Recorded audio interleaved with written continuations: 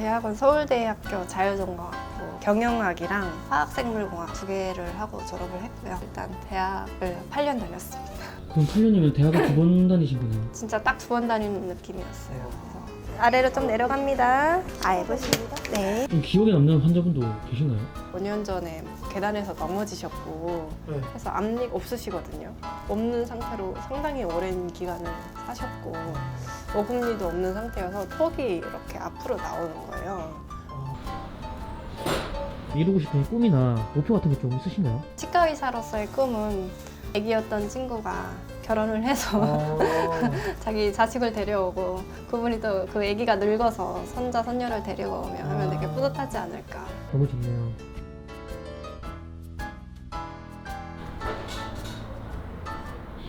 원장님 안녕하세요. 안녕하세요. 자기소개 한번. 강신영이라고 하고요. 프로치과 대표 원장으로 일하고 있습니다. 32살입니다. 치과 원장님이시네요. 네. 어려 보이시는데 근데 벌써 개원을 하신 거예요? 네. 좀 일찍 하신 편 아닌가요? 저는 한 1년 반 정도 하고 개원을 했으니까 좀 일찍 한 편입니다. 치과 의사 되신 지가 1년 반 정도 되신 건가요? 네, 이제는 찍는 시점에서 2년 됐죠. 그러면은 오늘 지금 예약 환자는 몇 명 정도? 오늘 일단 예약은 한 15명 정도 있는데요. 네. 새로 오는 환자나 갑자기 오는 예약 없이 오는 환자들도 있어서 출근하시면은 뭐부터 하시는 거예요? 만약에 뭐 이렇게 임플란트 수술이 있다고 하면 CT를 보죠. 환자 차트를 한번 확인을 합니다. 차트를 이제 오늘 예약된 환자분들. 네, 오늘 수술해야 될 환자가 뼈 상태가 괜찮은지 이런 거 한 번 더 체크를 해요. 이분 이제 오늘 수술하시는 네. 분이신가요? 네, 여기 어금니가 하나 없어서 수술을 하셔야 되는데 수술이라고 하면은 이제 임플란트를 하시는 네, 임플란트 수술이요. 이분도 뼈가 부족해서 어떤 임플란트를 쓰고 뼈를 얼마나 올려야 되는지 어떤 기구를 써야 될지를 한 번씩 그래도 체크를 합니다. 빨간색이 사실 약간 출혈 가능성이 높은 환자들이거든요. 이런 분들은 발치할 때 조심을 해야 돼서 피 나는 걸 할 일은 없는지 그런 것도 한 번씩 체크를 합니다. 보통 이제 하루에 스케줄은 좀 어떤 식으로 진행되세요? 하루에 저는 와서 일하고요. 9시쯤 출근을 해서 네. 환자 미리 보고 직원들 상황 좀 보고 병원 진료해도 될지에 대해서 한번 체크를 하고요. 그리고 12시 반까지 오전 진료를 합니다. 그리고 오전 진료하고 끝나고 점심 먹고 또 오후 진료를 하고요. 그리고 퇴근해서 집에 가서 운동하거나 몇 시에 퇴근하세요? 퇴근은 저녁 6시 반에요. 9시 출근해서 6시 반에 퇴근하시는 거예요? 주말 토요일도 하시지 않나요? 토요일 하죠. 그쵸. 개원하면 안 좋은 점, 단점 중에 하나가 주 6일을 해야 된다는 거예요. 이제 원장님이시니까. 네, 이게 쉽지 않습니다. 페이닥터 하실 때는 그게 쉬는 날도 있고 하시는 거죠? 페이닥터면 토요일 일하면 평일에 하루를 휴무를 주거든요. 딱 5일만 일하게끔. 네, 그렇게 5일을 일하는데 그러면은 지금 스케줄 좀 빡빡하시겠네요? 네, 지금은 좀 빡빡하죠. 6일 일하려 조금 쉬는 날이 잘 없기는 합니다. 힘드시겠는데 지금 이제 또 개원 막 하셔가지고. 네, 열심히 해야죠.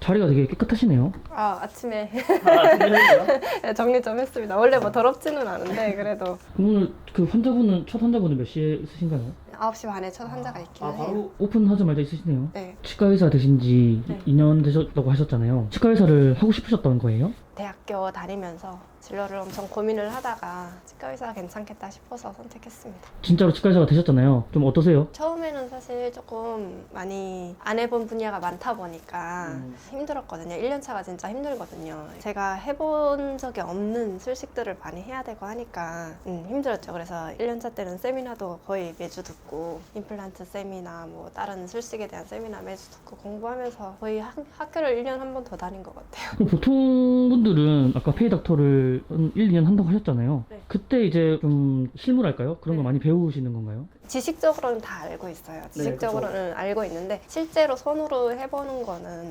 대학교 3, 4학년 때, 치대 3, 4학년 때랑 1년차 때 제일 많이 해보죠. 경험이 그때 쌓이죠. 치대 3학년 때부터 이제 실습도 하시면서 네. 계속. 치대는 2학년부터 실습이 있기는 한데 2학년 때는 그냥 모델에다 하는 거고 3, 4학년 때는 실제 환자랑 대면하면서 하거든요. 원래 페이닥터 하시다가 이제 개원하셨잖아요. 어떤 쪽이 더 좋으신 것 같으세요? 근데 각각의 장단점이 있거든요. 네. 페이닥터를 하면 조금 더 스트레스가 덜 하고 환자 보는 거에 대해서도 부담감이 덜 하고 이런 게 장점이고요. 단점이라 하면은 내 환자가 아니고 계속 언젠가는 저는 그 병원에서 영원히 있을 건 아니니까 내가 끝까지 약간 팔로우업을 할 수 없다는 그게 좀 단점이고요. 개원을 하면 그래도 많이 일해서 힘들기는 하지만 환자들에게 진심을 다해서 할 수 있고 내가 계속 끝까지 환자가 안 오지 않는 이상 내가 그 환자의 상태를 계속 체크를 할 수 있으니까 그런 거는 장점인 것 같아요. 첫 페이닥터는 어디서 하셨어요? 첫 페이닥터는 저 인천에 있는 치과에서 했고요. 페이닥터 자리도 되게 잘 구해야 되거든요. 좀 잘 만나면 잘 가르쳐주면서 제가 할 수 있는 것도 많이 주는 좋은 원장님들을 많이 만나서 되게 빨리 성장했던 것 같아요. 경험을 좀 많이 쌓으셨네요. 네, 저는 빨리 배워서도 개원을 빨리 할 수 있었던 것 같아요. 그렇구나. 네. 지금 개원한 지 그러면 얼마나 되신 거죠? 지금 9, 10, 11, 12, 4개월 차. 4개월 차예요? 네. 개원 4개월 차인데 환자는 조금 어떠신가요? 좀 많으신가요? 제가 신규로 개원한 게 아니고 네. 원래 치과였던 자리를 인수를 해서 한 거라서 환자가 처음부터 좀 있기는 했어요. 여기를 이제 치과였던 곳을 이제 네. 인수하신 거구나. 네네. 원래 이 치과를 다니셨던 분들이 다른 데 안 가시고 와주셔서 환자가 처음부터 조금씩 있기는 했습니다. 그렇구나. 네. 장비라든지 이런 것도 원래 있던 것도 있었겠네요. 네, 원래 장비가 있었던 것도 있고요. 근데 체어나 이런 건 조금 오래돼서 다 바꿨고 엑스레이 기기나 이런 건 잘 돼서 그대로 쓰고 있습니다. 차리실 때 어떤 부분에 돈이 가장 많이 들어가나요? 보통은 인테리어에 많이 들어갑니다. 보통 새로 하면 1, 2억 원 들어간다고 와. 하더라고요. 저는 그 인테리어 비용은 좀 많이 아꼈죠. 돈이 그렇게 많이 들진 않았겠네요. 제 돈을 조금 들이면 저도 마음 편안하게 그런 위험을 크게 지면서 하고 싶지는 않았거든요. 그래서 한번 나갔다 올게요. 네네. 시에요? 네. 네. 아래로 좀 내려갑니다. 해보십니다. 네. 확실히 환자분들한테 가실 때 목소리 톤이 확 바뀌시네요. 아, 진짜요? 겁을 먹고 오시는 분들이 많아서. 맞아요. 치과는 진짜 네, 저도 너무 내가 무서워요. 왜 무서워하시는지 저는 근데 원장님께서는 안 무서우신가요? 저는 겁이 좀 없나 봐요. 치료를 일단 크게 받은 적은 없기는 하고요. 교정을 하면 아무래도 자주 계속 가야 되다 보니까 그런 거에 두려움이 좀 없어진 것 같습니다. 정말요? 저는 아직도 치과가 무섭더라고요. 치료할 때도 엄청 긴장하시고 몸에 힘을 꽉 주고 계시는 분들이 있는데 그러면 진짜 집에 가서 이렇게 나이 드신 분들은 몸살 걸리거나 그러시거든. 저도 진짜 사랑니 뽑을 때 몸살 났었어요. 그렇죠. 네. 그래서 저 그런 긴장을 좀 풀어드리려고 처음에 오실 때 이제 긴장하고 오시니까 좀 네. 풀어드리려고 해주시네요. 네. 많은 환자분들을 이제 또 엄청나게 만나셨잖아요. 좀 기억에 남는 환자분도 계신가요? 지금도 아직 치료 진행 중이세요. 이게. 다니시는 분이세요? 네, 네. 5년 전에 뭐 계단에서 넘어지셨고 네. 그래서 앞니가 없으시거든요. 없는 상태로 상당히 오랜 기간을 사셨고 어금니도 없는 상태여서 턱이 이렇게 앞으로 나오는 거예요. 뭔가 그 턱도 뒤로 넣으면서 치아를 만들어 드려야 돼서 새로 이 교합을 창조하는 느낌으로 해야 돼서 그게 제일 기억이 남고요. 최근에 오셨던 분 중에 하나는 그분도 앞니가 없는 환자분이셨는데 이게 어금니도 없고 앞니가 없으면 씹기가 굉장히 불편하시거든요. 그래서 결국에는 임플란트를 저는 권해드렸지만 환자분께서는 금전적인 것 때문에 임플란트를 할 수 없다. 틀니를 하고 싶다고 하셔서 좀 약간 마음에 계속 걸리는 것 같아요. 나중에 틀니를 하면 불편하다고 여러 번 오실 텐데 비용 때문에 다른 임플란트를 못 하시고 다른 선택을 하시는 분들이 기억이 나요. 근데 그 어금니가 없고 앞니가 없으면은 이게 부정교합이라고 하나요? 이게 턱이 이렇게 돌출이 되는 거예요? 왜 그렇게 되는 거예요? 이게 그러니까 뭔가를 저희가 식사를 해야 되니까 씹을 때 뭔가를 닿는 점을 찾아서 턱이 계속 이동하는 거예요. 치아끼리 부딪히려고요? 네, 부딪히려고. 근데 어금니가 없으면 계속 앞니로 물게 되면서 안쪽으로 계속 나오게 되는 거죠. 진짜 치아가 중요하긴 하네요. 결국에는 이제 음식 먹을 때 필요하니까 이게 음식 섭취가 어렵잖아요. 치아가 그렇게 문제가 생기면 그럼 삶의 질이 너무 떨어지겠어요. 지금 하고 계시는 틀니 쓰시는 분도 계신데 할머니시고 한데 그분도 틀니를 오래 쓰셨어요. 근데 최근에 틀니가 너무 헐겁고 불편해서 임플란트를 심고 임플란트를 지지를 하면 조금 틀니가 좀 덜 헐겁거든요. 그분도 임플란트를 하면서 식사를 못 하시니까 너무 불편해 하시더라고요. 저 환자 한 명 볼게요. 네.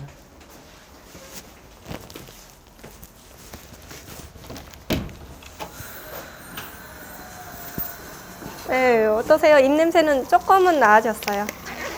조금 나졌는데 많이 안 나요. 많이 안 나아졌어요. 한번 따끔합니다. 따끔. 아니 원장님 이제 치료하실 때 여기 잠깐 구경했는데 책도 엄청 많더라고요. 공부를 계속 하시는 건가요? 아, 그럼요. 공부하고 시간이 지나면 학생 때 배운 것도 까먹기도 하고 해서 아 그러면은 공부도 이제 엄청 많이 하셨을 텐데 치과의사 이제 되기 위해서 공부 시간은 어느 정도 걸리셨나요? 저는 치의학 전문 대학원으로 가서 대학교 4년을 졸업하고 대학원을 4년을 또 다녀야 되거든요. 일단 대학을 8년 다녔습니다. 아 대학은 혹시 어디? 대학원 서울대학교 자유전공학부, 아 서울대 나오셨어요? 네, 자유전공학부 나왔고요. 아 서울대에 나오신 분 제가 처음 뵈가지고 자유전공학부 그게 어떤 학부인가요? 그냥 자유전공학부로 모집을 해요. 그래서 전공이 없어요, 1학년 때는. 네, 관심 있는 과가 있으면 그 과에 가서 수업도 들어보고 2학년 때 신청을 하는 거예요.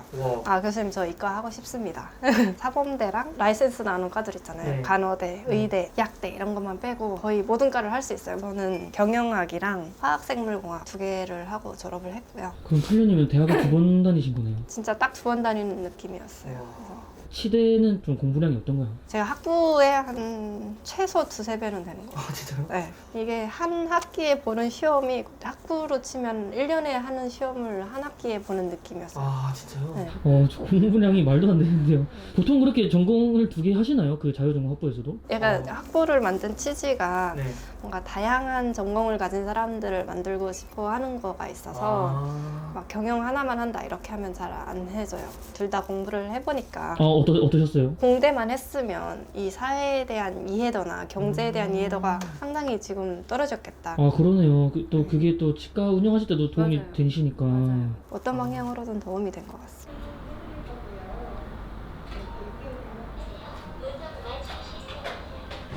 치과를 이제 하시면서 어떤 환자분들이 좀 가장 많이 오시나요, 보통? 치아가 안 좋아지는 시점은 한 50대 이후부터 나타나거든요. 대부분 나이가 50대 이상인 분들이 많기는 해요.